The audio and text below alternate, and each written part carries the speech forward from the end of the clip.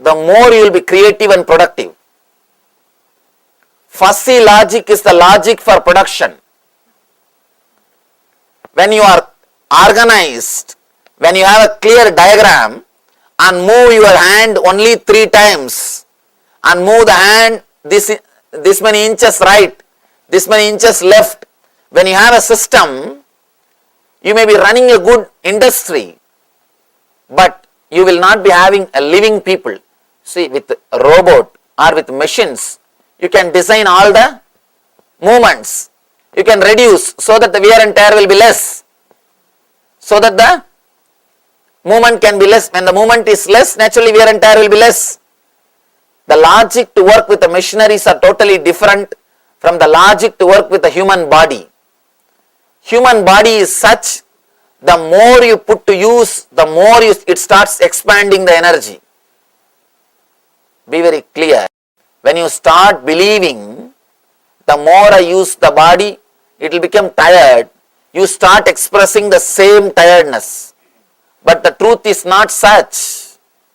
The truth is, the more you use your body, you handle your body, the more it starts expressing the energy. I have seen in Indian villages, people living 100 years easily, very casually. 100 years, they don't wear specs, they don't have the spare tooths, they don't have their tooth set. There are so many things they don't have. I have seen in Indian villages how people live with minimum things for years. Very casually they live. And I have seen in Tibetan villages people living 140, 150 years easily. Just because they know the truth, the more you use the body properly, more it expresses the energy. The more it is used, the more it expresses the energy. But unfortunately, in the so-called developed countries, man is put along with the machineries. You are just an utility for people. So you are just replaced. You are, even the idea, man is called one more machine. If I employ one man, how many machines I can reduce? If I put one machine, how many men I can remove from the job? That is the way you are calculated. That is the place given to you. So all the hand movements, body movements, everything is taught. You are made to believe you are also like a machine. If you use yourself too much, you will have wear and tear. You will also have the same problems. By and by, you started believing this and you start behaving just like a machineries. You forget you have a life. You forget there is a different source of energy for you. But as long as you are driven just by fear or greed, you will behave like a machines only. The more you use, the more wear and tear. If you can touch the source of the prana, if you can touch the third source of energy, which is not fear or greed, then you will understand the more you use your body, the more you become alive. But for that, you should understand how to move your body without fear or greed. Without fear or greed. As on now, our body moves only with fear, only with greed. Try to do something without planning logically about fear or greed. Bhaya and kama. How to move the body without fear, without greed. Then you will understand this technique. Then you will understand what Shiva means by the word, let your body sway rhythmically. Let it swing rhythmically. He says, in a moving vehicle, by rhythmically swaying, experience. The amazing thing, little difficult to believe, he says, Just by that you can experience the inner peace. You need to understand deeply. Shiva is not selling fantasies. Got saved. At least in his time, spirituality was not buyer's market. In his time, it was not buyer's market. So he doesn't have to sell. There is no need for him to promote anything. It was seller's market and moreover easily not available. It was not available easily. In those days, it was not buyer's market. It was seller's market. Gurus decide, choose the disciples, not the disciples choose the guru.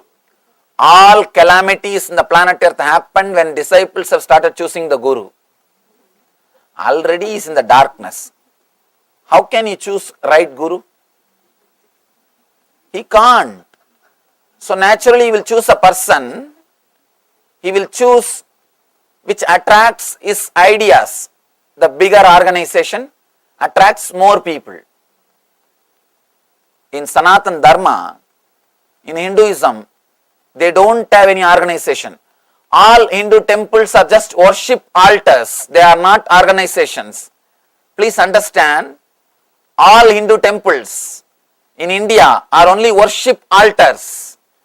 Anybody can come, worship and go. In North India, you straight away go and touch the deities. If you had been to North India, you can understand. You straight away go and touch the deities. You go and you pour your water or milk or flower, you worship and you go. That's all. They are only worship altars, not organization. They are not organizations. That's an important thing because Hinduism did not believe in conversion. They did not believe in preaching. It was seller's market, not buyer's market. The truth, all these truths are so pure because they do not have to convince anybody. It is not written out of the consciousness which is caught in fear or greed.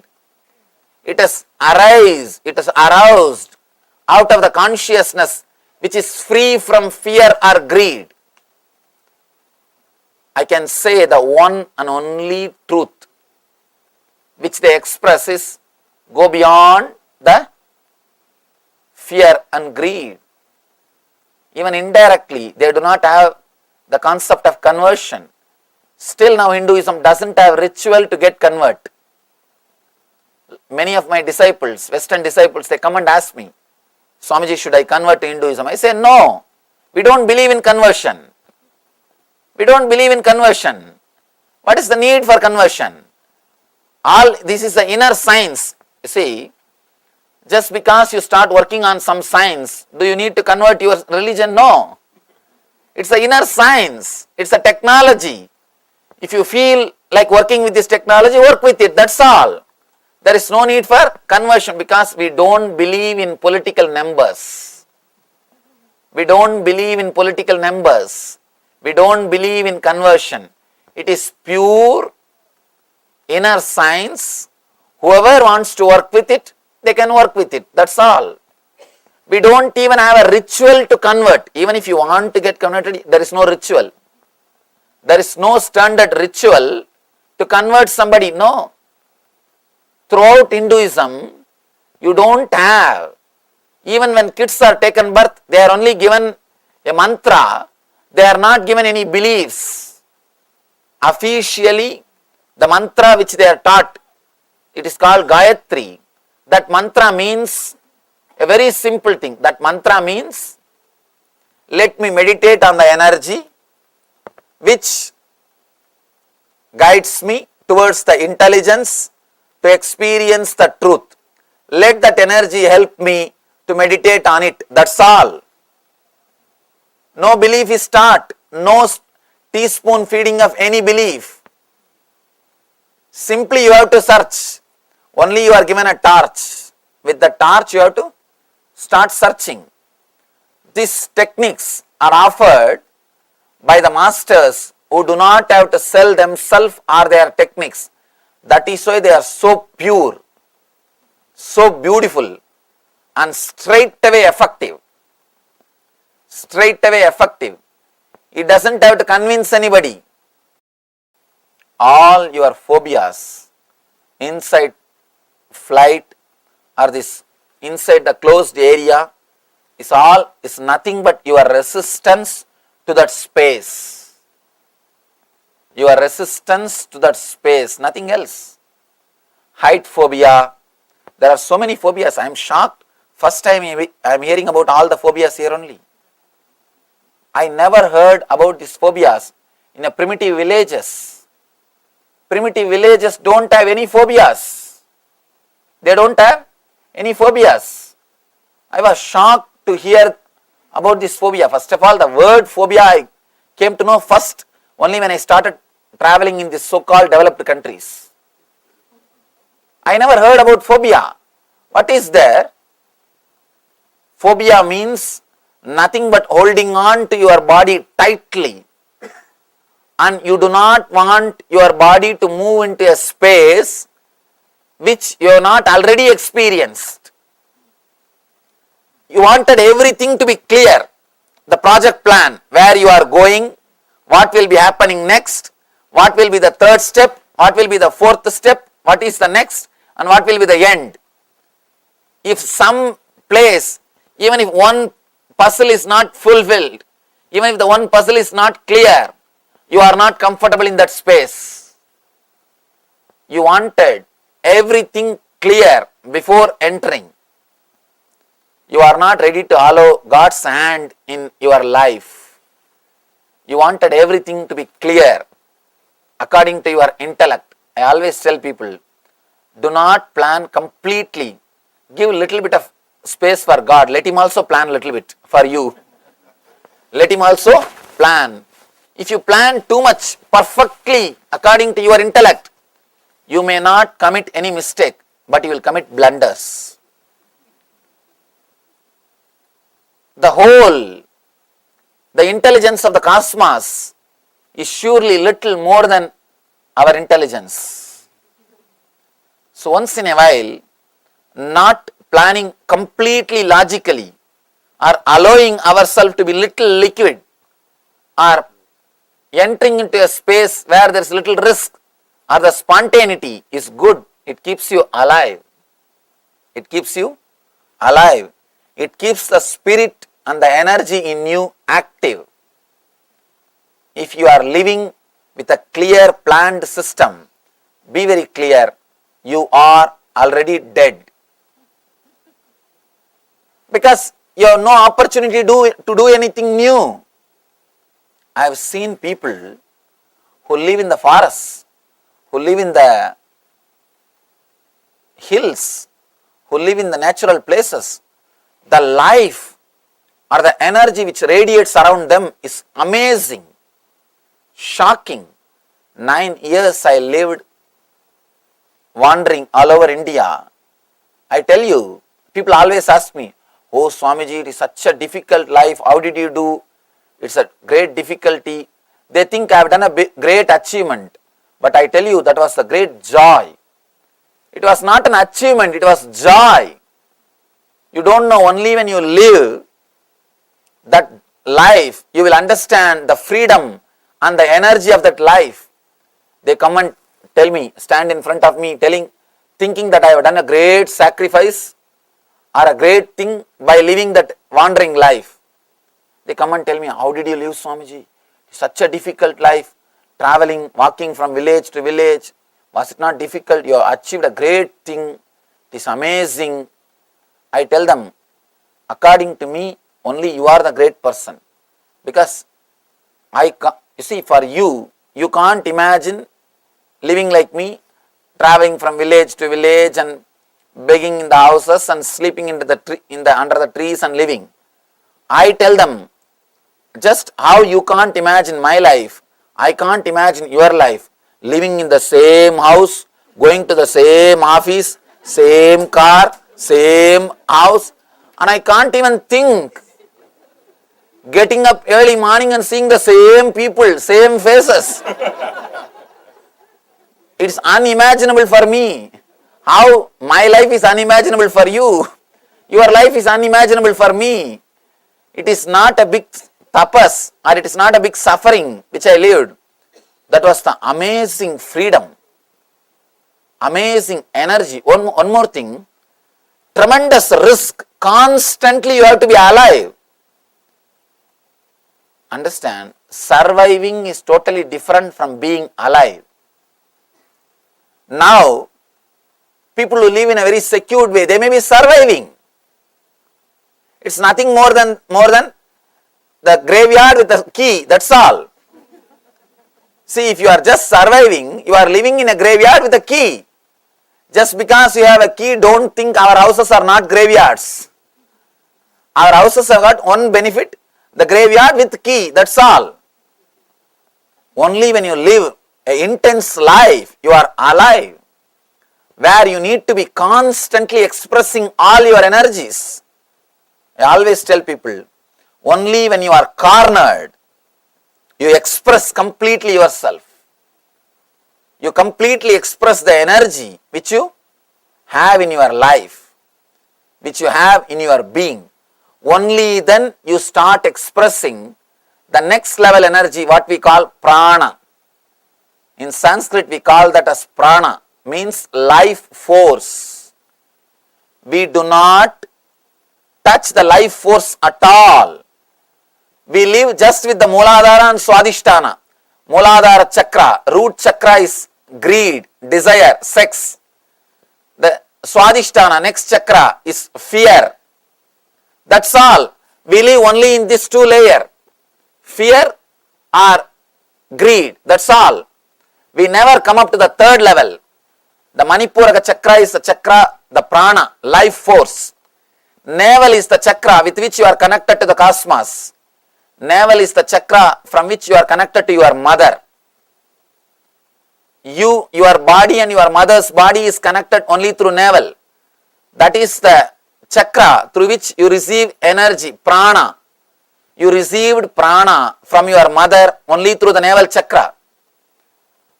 Only before birth you used your navel chakra. After that you never touched it. That's the source of our prana. But we never touched it. We used only the chakra which is lower than the prana. Lower than the prana. Only the fear and greed are used, never the prana itself. Because there is no need for you to be alive. If you just survive, that's enough. All you have to do is inhale and exhale till doctors declare you medically dead. Practically nothing more needs to be done. That's why I tell people, luxury and comfort kills your life. It takes away life from you. Everything is clear. You get up from the bed, you walk slowly 4-5 steps, and in this country attached latrine bathroom also. And you straight away enter, take bath, and everything is neat, arranged. Come out, wear the dress, come out, sit in the car, go to the office. Everything is clear. You don't need to be alive. You don't need to be alive at all. Sometime you can look into your life.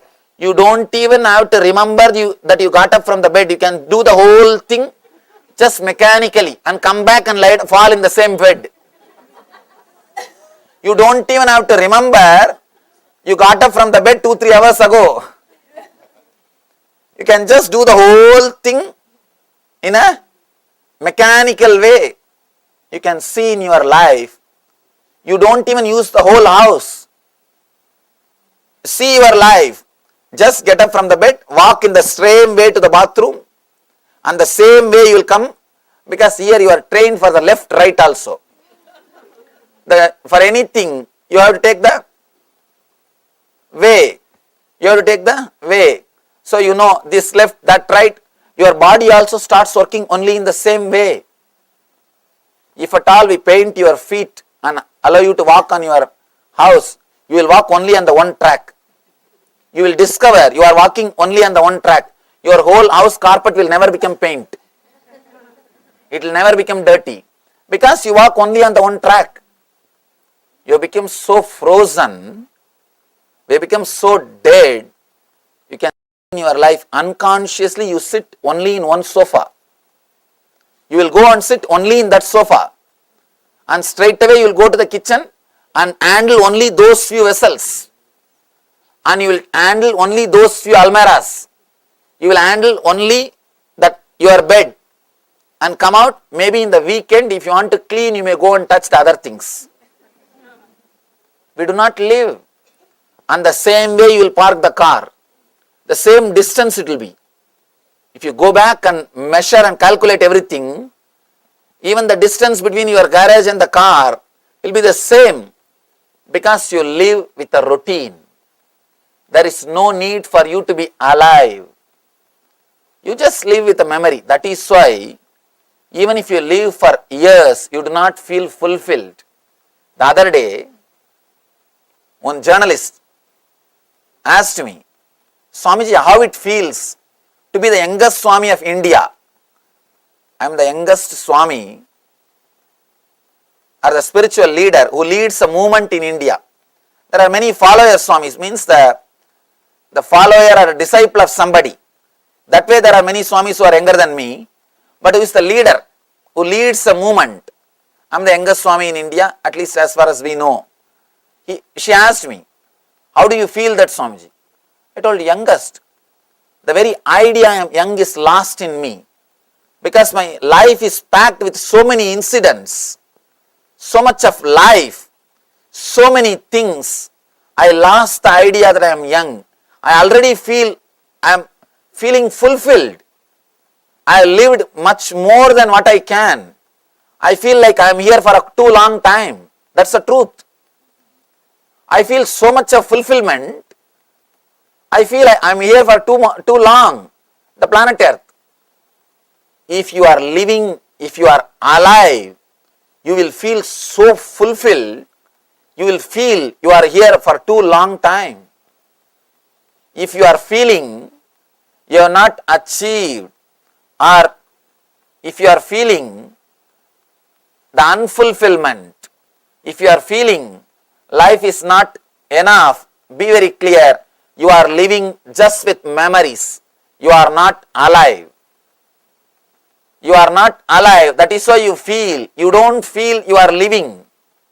You don't feel the fulfillment.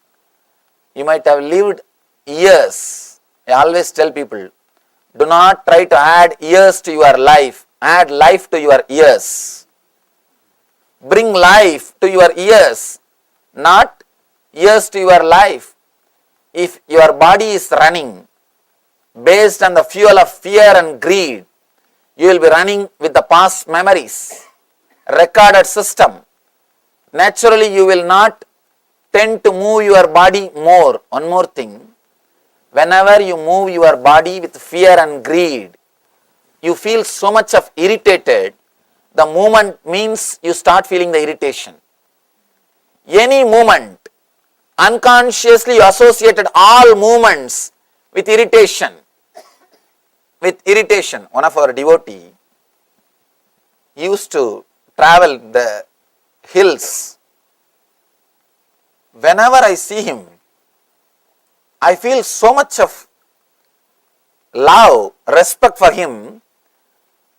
Even without enlightenment, he radiates so much of energy and life. Amazing. He is not an enlightened person, but the energy which he radiates is amazing, because he lived continuously with a lot of risk. He has to be alive to survive. Just surviving is not enough. He has not lived with a routine. I always tell people, once in a while, try to be alive. Do something which does not give you money, name and fame, or which does not give you any fear. Neither fear nor greed. Something. You will catch the knack of how to move the body, how to flow with the body through prana. There are different levels from which you can operate the body. One level from fear, one level from greed. The next level is from prana, means life force. Try to operate your body from life force. let the cognitive shift happen in you. Only then this technique will help you. In this technique, Shiva means is asking you to have the cognitive shift, move the source of your energy from fear, greed to prana. That shift has to happen in you. Only then you will have the sensitivity to flow with the body. Then you will understand moving your body is a pleasure. It is not pain. When you understand moving your body is a pleasure, you start working more and more. You become really productive. Not only productive for society, you start feeling the fulfillment. You start realizing you are living your life intensely. You are living your life intensely. In India, I have seen, especially in the villages, elders, they feel pride. They don't feel they are unwanted. Still I have seen 80, 90 years elders, they don't feel they are unwanted. The other day, one of our devotee in America, she was telling me, Swamiji, here we have to compete with youngsters. Whether it is job or anything, we have to compete with youngsters. One elderly lady, one of our devotees, she was telling me, we have to compete with youngsters. We have to prove ourselves up to their level. And in India, I have seen people, elders, they don't feel they are unwanted. They feel they are respected. And not only that, they feel a tremendous pride and grace because they lived their life intensely. Whoever has not lived their life intensely, naturally they feel the unfulfillment. They go on cursing their sons, grandkids, the mother-in-law, daughter-in-law, constantly they curse everybody. They say, this fellow has not taken care of me, that fellow has not taken care of me, he ran away to that country, he ran away to this country, he is not around me. You curse others only when you have not lived your life completely. If you lived, if you are alive, you do not bother about others. You do not curse about others. If you have just survived, then years have passed, but you never had any intense experience in your life. Just a mediocre life. What you achieved in your life? Had one car and house and paid mortgage to that car and house, that's all. Bought a house, bought a car, paid mortgage to that car and house, 30 years over. Nothing else. Your whole life can be written in 3-4 sentences. People come and ask me, Swamiji, why in all graveyards the date of birth and date of demise is written? Birth and death. Why these two are mentioned? I tell them, nothing much has happened between the two. In many lives, only that two has happened. Nothing much has happened between the two. So there is nothing else to mention. There is nothing much to mention. That is why we speak only about birth and death. Our life, if it is driven only by fear and greed, greed means birth, fear means death. You will end up only from birth to death. Never the life will happen to you in between these two. If you move and start moving your body for no reason, without the root of fear and greed, only then you will experience life, prana itself. Unless you experience prana, this meditation is not going to work for you. If you are interested doing something, if you are a painter, if you are a dancer, if you are an artist, this meditation is for you. If you do some voluntary service, this meditation is for you. Shiva gives so many different techniques for so many different people to use in so many different situations of the life. This is the technique for the people who move their body for no reason. When you are walking, if your hands are flowing, if your hands are moving for no reason, when you are sitting, if your hands are flowing for no reason, when you are working, if your body is flowing for no reason, when you are laughing, if your whole body is laughing, then this meditation is for you. This is for you. If that is not happening in you, try to come up to that level first by doing some social service. Some service which does not bring you money, name and fame or status. It should not bring you name or fame. Even if it brings name or fame, you will start calculating. You will start thinking, how can I have that name without going there today? How can I do that without going there today? We will start becoming intelligent. We will start becoming calculative. No, that is not going to work. Where you can experience the space beyond name or fame or money. At least half an hour. Then you will understand how to move the body without fear and greed. Here, Shiva gives a beautiful technique. Let's see the technique itself. He says, are moving in a moving vehicle, rhythmically swaying.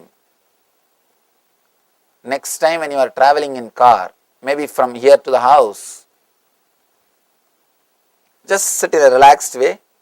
If you are driving, better don't try. If you are not driving, first thing, just feel relaxed. Try to feel how your whole body is positioned inside the vehicle. First step. Next, do not think you are only filled in your skin, inside your skin.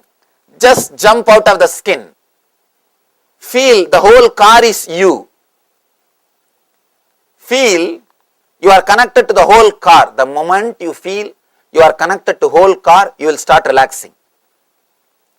Please understand, as on now, you are always against everything. Whatever is around you, you are against it. You resist it. Just take few minutes and feel you are filled you are filled in the whole car, or you are filling yourself with your whole car is filled by you. The moment you start visualizing the whole car is filled by you, you will stop resisting to the car's movement and your body movement. You will not resist the movement of the car. Third thing, feel just like a car, you are also flowing in the same speed. You are flowing because you are car. You are no more this body. Just jump out of the skin. Do not think you are enclosed only in the skin. Just feel you are this whole car. You are the whole car. Naturally you will feel the speed in which car is going. Just relax in that speed. Just relax in that speed. If something has to happen, it will happen.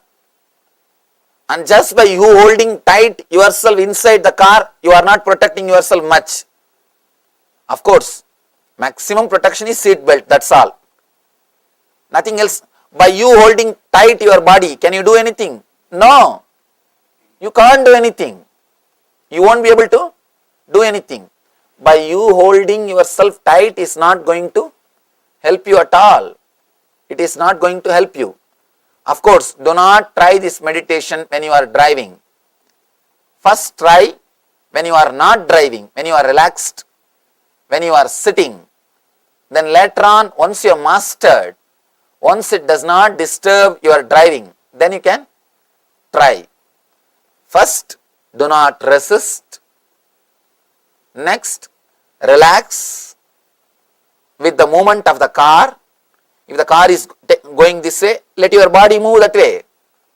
If your car is going this way, let your body move that way. Let you be like a flower.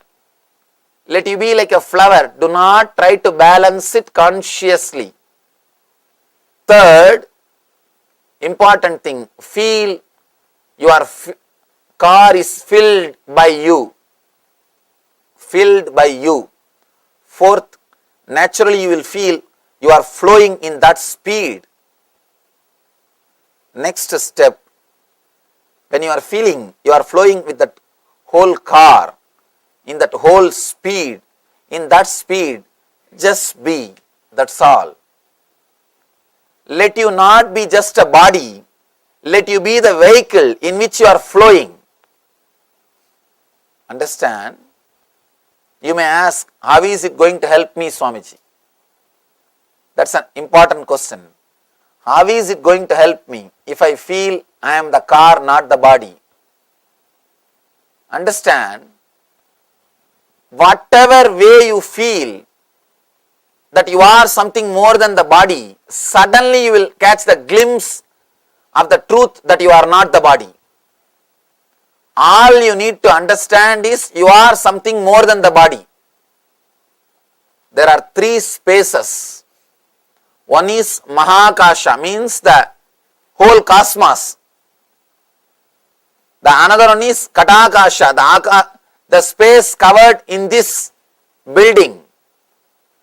The third one is the Chidakasha, the space covered inside your body. Chidakasha, Katakasha, Mahakasha. Enlightenment means you feeling yourself as a Mahakasha, means the cosmic space, instead of the Chidakasha, the individual space. Straight away you will not be able to take a jump from individual space to cosmic space. So you can use this Katakasha as the step towards that. If you feel, instead of feeling you are just a body, if you feel you are the vehicle in which you are sitting, you are taking one big jump so that you can take the ultimate jump. It is a beautiful step by step towards the ultimate spiritual enlightenment, towards the Atma Jnana or self-realization. The word Vishnu means who is filling, all pervasive, the whole universe. Vishnu means who is all pervasive. Vyapakatva means who is completely filling everything, is Vishnu.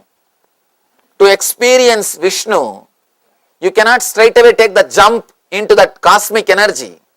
First you need to take a jump into the Kadakasha. Then you can take a jump into Mahakasha. From Chidakasha, individual space, to the Kadakasha, the space in which you are staying, then to Mahakasha, the space which is cosmic energy. So it's one of the beautiful technique to jump out of your skin. Jumping out of skin is always used with a wrong connotation. Now understand, Shiva is giving you beautiful technique to jump out of your skin, to experience the Katakasha and to take an ultimate jump into Mahakasha itself. The Chidakasha needs to expand into Katakasha so that it can expand and explode into Mahakasha.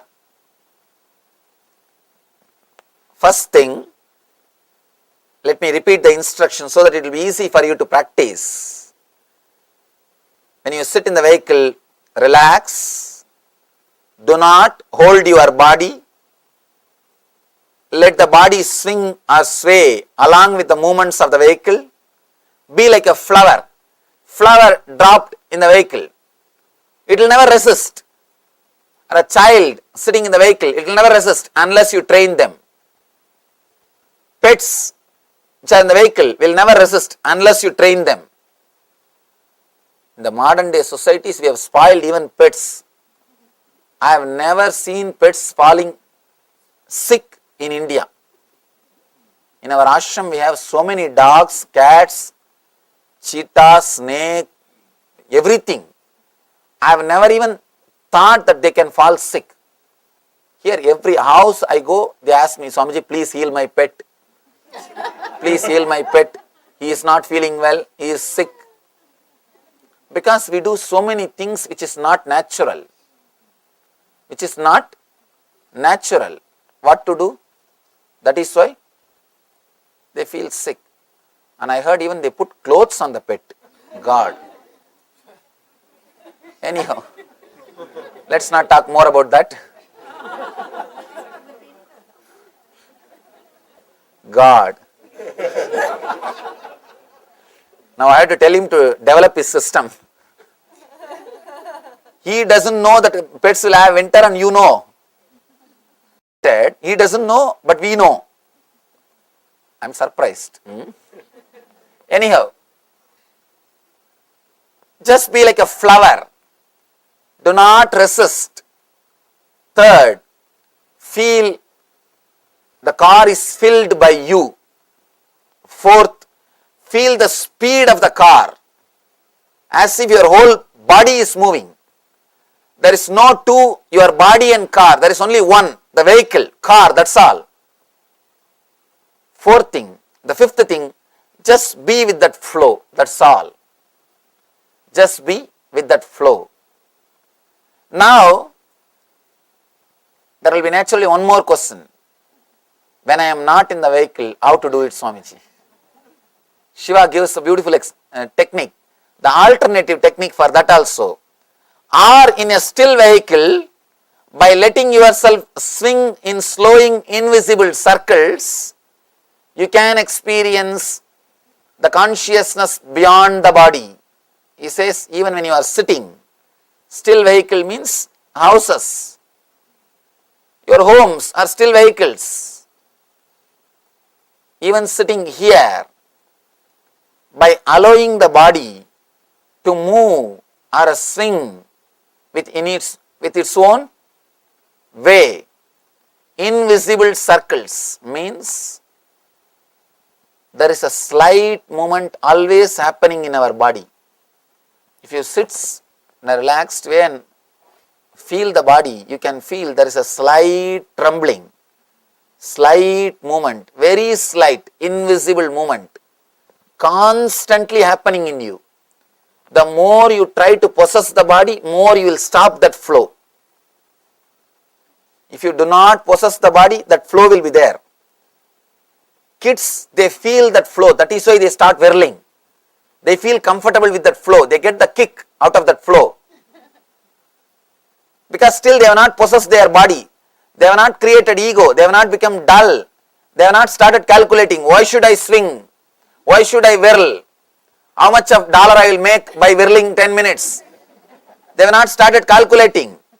Why should I jump around? Why should I laugh? Will I get a candy if I laugh? They have not started calculating. If they start calculating and start laughing, their smile becomes ugly like us. The calculated smile is the most ugliest smile. When you look at the next person before smiling for recognition, it's ugly. You can see in your life, even before smiling, you just look at the next person. Can we smile for this? You ask his approval. Means, even for that, you don't have a spontaneity. You just wanted to go with the society. If everybody is smiling, we can smile. We should smile. If nobody is smiling, let's keep quiet. Why to unnecessarily do anything? Or why to do something which others are not doing? You are so calculative. For every step, you have logical analysis. Before doing everything, you calculate, you analyze, you measure. And here, do not measure, do not calculate, do not analyze. The movements which is happening in you, allow it to happen, let it happen. In an invisible circle, if you close and see inside, you can see a slight movement, always happening. Always happening. Just be with that moment. Allow that moment to happen. And whenever you allow that moment to happen and meditate on that moment, suddenly you realize you are not a solid body. You are a flowing energy. Experiencing you are a flowing energy is what I call enlightenment. Shiva consciousness, ultimate experience. Suddenly you realize you are not just the body, you are in the body. You are in the body.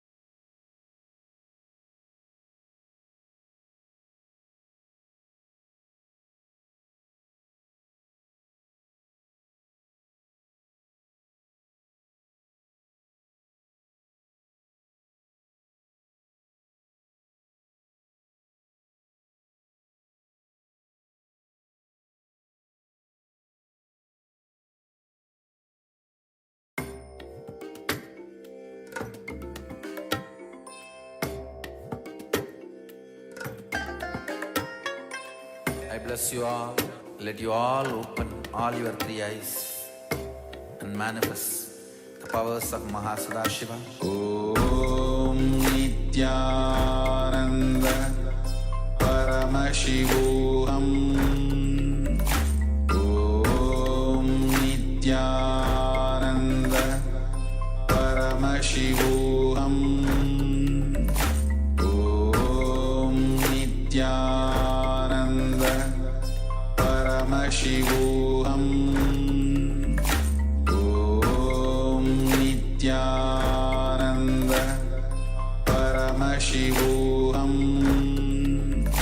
Om Nityananda Paramashivoham. Om Nityananda Paramashivoham. Om Nityananda Paramashivoham. Om Nityananda Paramashivoham. Om Nityananda Paramashivoham.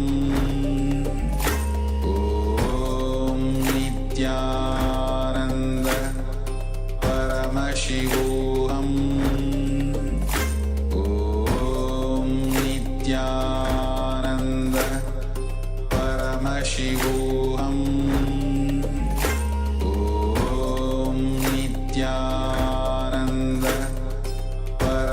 Paramashivoham Om Nityananda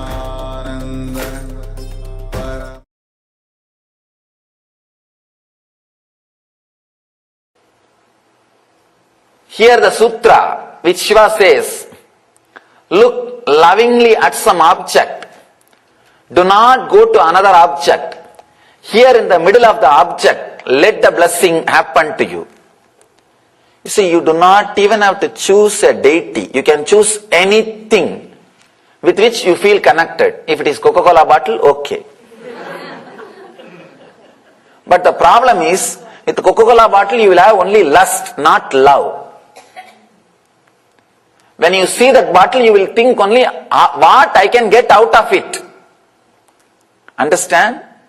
Looking with love and looking with lust are two different things. When you see a beautiful man or woman, when you look, you only look what I can get out of that person. Then it is looking with lust, not with love. Love means what I can add to that person. What way I can be of some help to that person.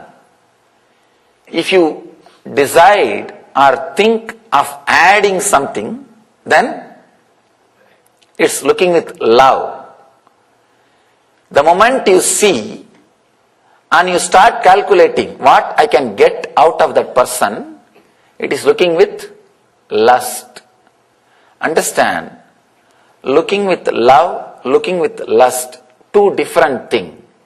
Here Mahadeva says, not only two different things, diametrically opposite.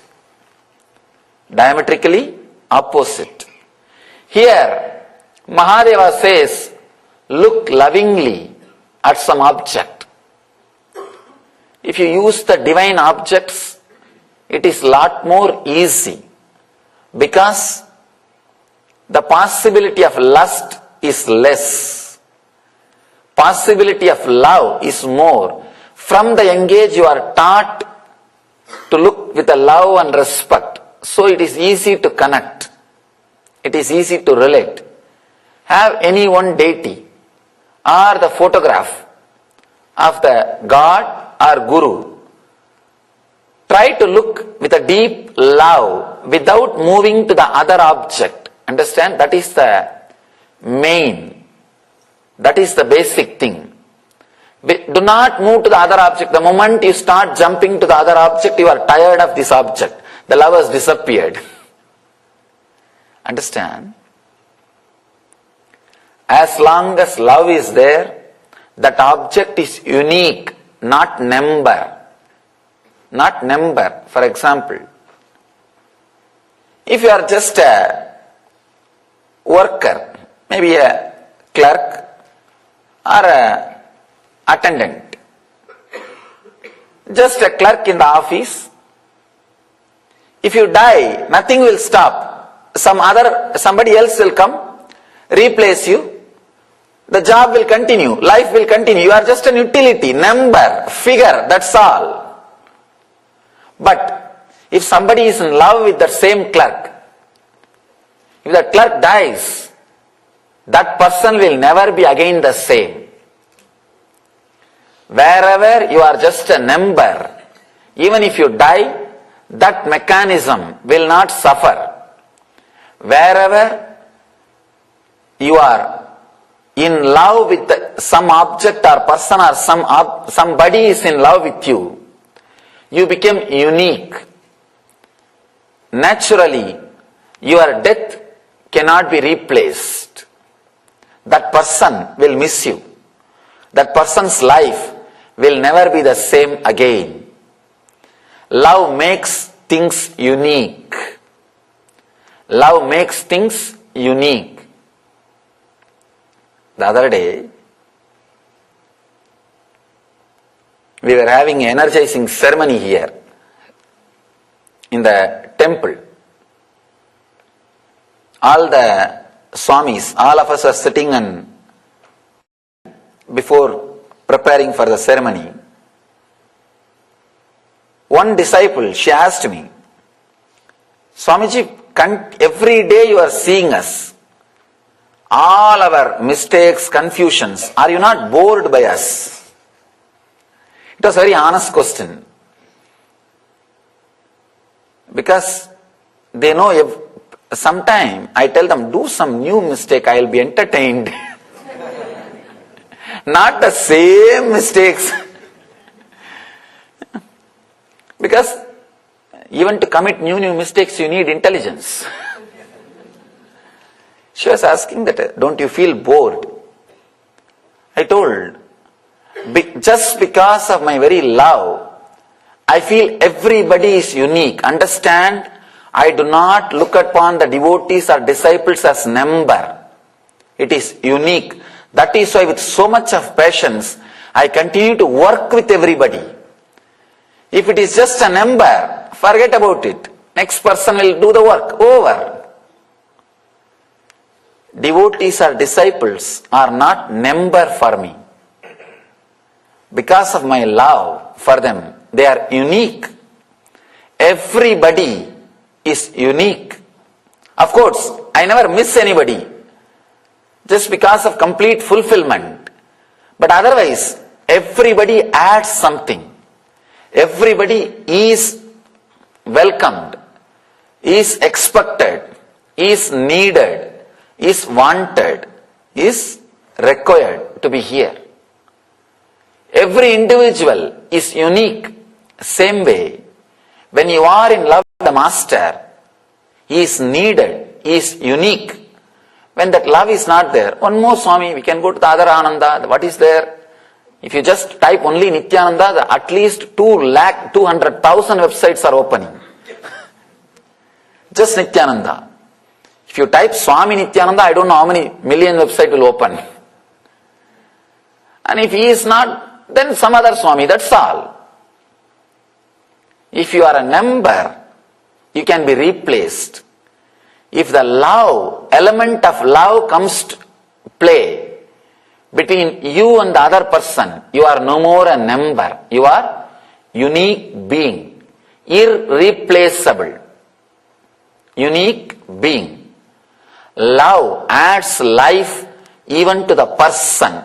With love, the person is a spirit, life.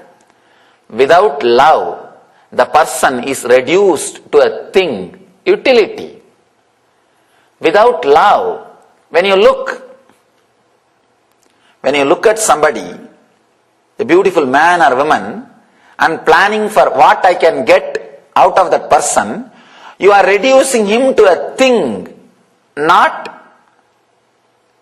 as a being, as a spirit.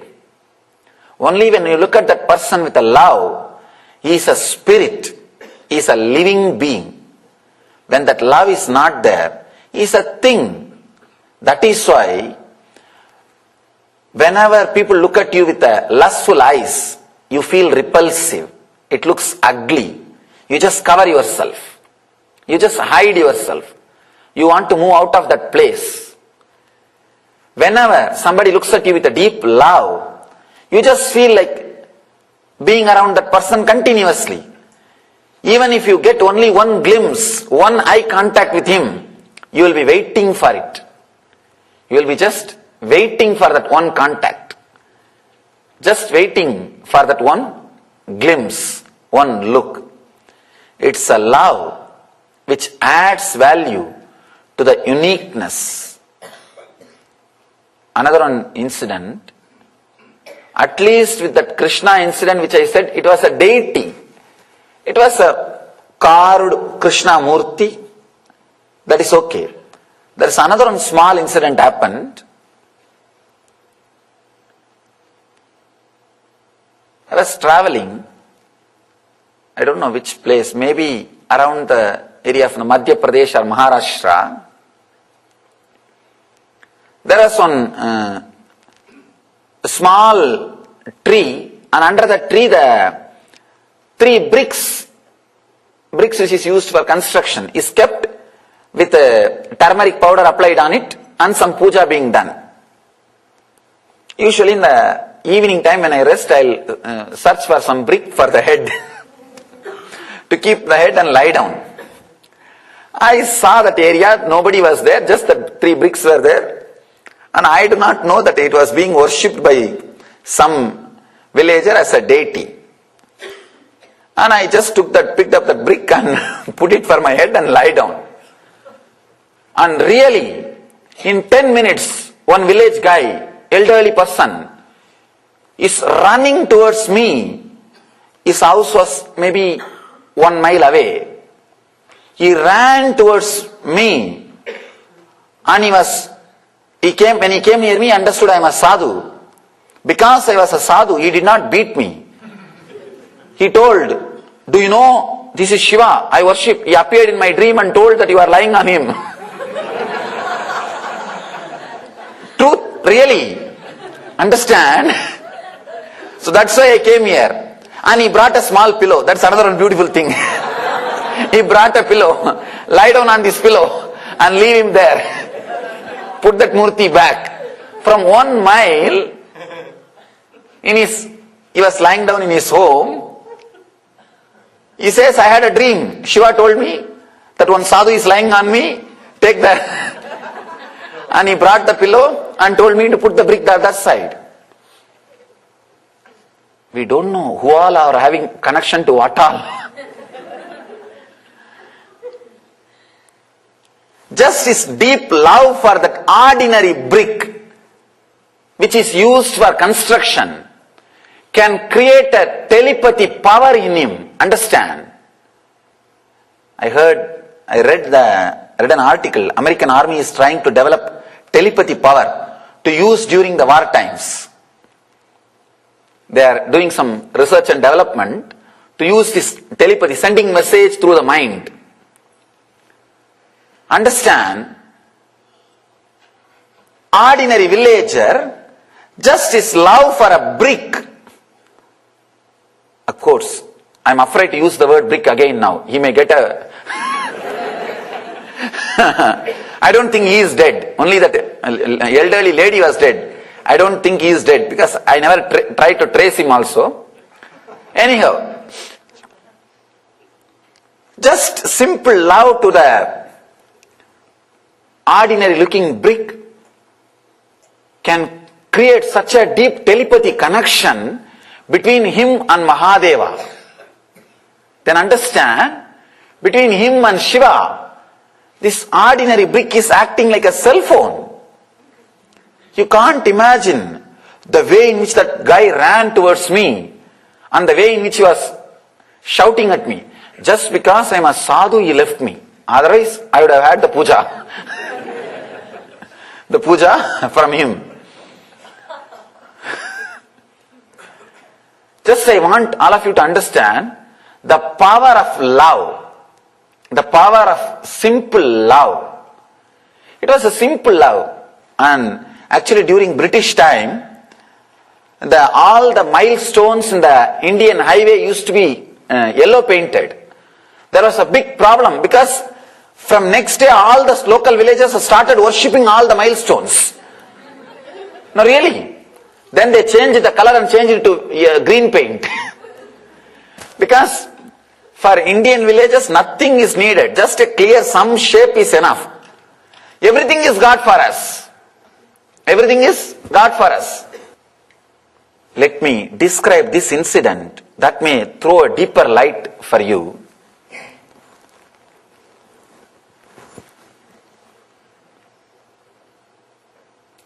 It was a very intimate discussion between me and one of my enlightened disciples. Maybe, if you are new, you should know, few of my disciples had the fortune and had the enlightenment experience. Not only had, of course, enlightenment once happens, it stays with you. He was asking me, Swamiji, after this experience, whatever books I read, many points I can say are my experience, but many points are not my experience. How can I understand whether I am fully enlightened or not? Or how is that points? Are they right or wrong? There is a very beautiful incident in Ramana Maharshi's life. I quoted and gave him the answer.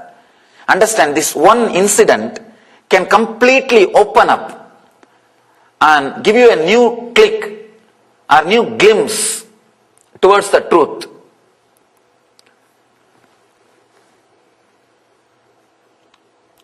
Ramana Maharshi says in his teaching, when in his conversation, I never read any spiritual literature or the literature related to spiritual knowledge except one or two books before enlightenment. He says, I achieved the Brahmajnana without knowing the word Brahman. And after I achieved the experience, when I was going through the books, I was able to clearly experience whatever is written is my personal experience. This was the discussion he was doing. Later on, some disciple asked him, Bhagavan, how can every word written in that book can be your personal experience? He was bringing up some point in that book. It is written like that, some traditional book. Enlightened masters can do all this. But in your experience, you are not doing all that. Some materialization or miracles. Bhagavan says, when I say all those things are part of my experience, my inner space is so vast, I can see very clearly, including materialization, everything can happen. It is not necessary that I should do it and show. But in my inner space, I can see very clearly it can happen. Understand? If you have the clear confidence and feeling, yes, I can see the divine. It can happen in me. I have such enough inner space and love. Be very clear. Already you passed that state. You passed that much. You can now start the next level. You can now start the next things. You don't need to sit there and prove. Sitting there and proving is only needed as long as you have doubt. You have doubt. Bhagavan says very beautifully, I am very clear the materialization can happen inside my inner space. I can very clearly do. That is the reason. I don't have to prove myself or to prove to others that I can do. I asked him, do you have that clarity? He said, yes. I do. I am very clear. I can do it. Only thing I do not, the feeling is not coming up strongly from the navel center. That any thought has to come from the navel center, only then you will be able to execute. That is not happening. But the possibility is there inside the body. I can feel very clearly. My nerves are saying it is possible in me.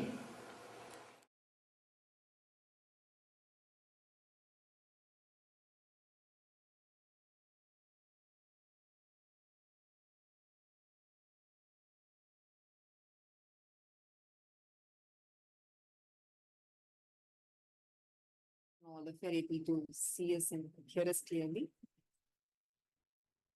See, understand how the space of Paramashanta, absolute non-violent space that you are in, it is not just for, okay, I should be loving towards others, I should not be violent. It's not just towards others, it's even towards yourself. When will a person be violent? Only when you feel you can be violated inside you, you'll be violent outside. The moment you realize, recognize inside of you, okay, I can never be violated. Simply the continuous terrorizing that you do to yourself and the violence you carry outside, both will start dropping. They will just melt down. And today, during the darshan, this is literally a boon that we are going to be receiving from Swami. Understand? All of us are going to experience what it means to have that space of absolute peace. Peace established on peace. Paramashanta Swarupa of Paramashiva. I request all of you to kindly settle down. We are about to enter into today's darshan. Darshan is extremely sacred. During the darshan, we are actually entering into the direct connection with Swamiji. And through this connection that you experience, you're actually having the Shakti Pada with Swamiji. And the space that Swamiji himself carries gets transmitted to you. So please kindly come and settle down. I request all the participants to come and settle down, sit in front of the cameras. Sit with a deep prayer to experience that ahimsa space in you. Whatever things you know as violence inside of you, decide that let me drop all of that, surrender and settle down. This this very space that Swamiji is going to be initiating us today. In today's session, Swamiji will be transmitting that experience where you will be able to experience that peace, that flaring up that happens within you, inside you, wherever you experience that deep unsettled feeling or incompletions, agitation, everything that gets triggered in you. Literally, with Swamiji's initiation, when Swamiji initiates and transmits that experience to you, you will be able to see how exactly your inner space gets established in that ultimate peace, Paramashanta. And this state, like Swamiji beautifully explained, the core of Paramashiva, the absolute core of Paramashiva is Paramashanta. He is established in this space. And he lives eternally in this space, in the space of Paramashanta. Shanti-based Shakti, Shanti-based Bhakti, and Shanti-based Bhakti. Now, I'm going to request all the participants in today's darshan, anywhere, wherever you are struggling with anger, delusion, any Maya you want to break free from. See, like Swamiji beautifully tells, Maya is anything that convinces you are not Paramashiva. Anything that convinces you that something other than Paramashiva is true is delusion. Wherever you are stuck in delusion, all those places, today, with Swamiji's state, you can experience complete completion within you. All the triggers that happens in you, right? Like the response system is set in such a way, many times you start reacting to things. All of that will completely be healed in you. Can I please request everyone to come on camera? I'm still seeing some of the participants are not on camera. Ma Chengwang, Ma Mahaganeshwari. Please settle down with your camera on. In just a few minutes, we're all going to be entering into the darshan. And today we're all going to be receiving this most beautiful initiation. So please settle down, have your cameras on.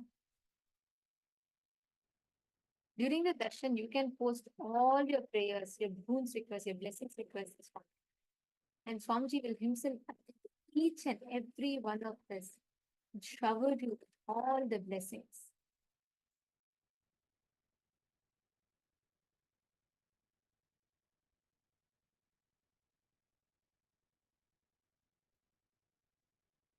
Sit straight. Close your eyes. Let us all enter into the deep meditative space, preparing ourselves for the darshan. In today's darshan, the initiation that we're going to receiving is very, very important. So do not miss. If you have any of your loved ones, especially if you have young children and any like people who just if they receive this one experience today, you will see suddenly how amazing breakthroughs and shifts will start happening in them. Please close your eyes. Sit with your head, neck, and spine in a straight line. Ma Madhushri Shastri, please keep your come on camera. No? And Ma Basi Nurdas, Ma Margarita Vasconcelos, Ma Mahaganeshwari.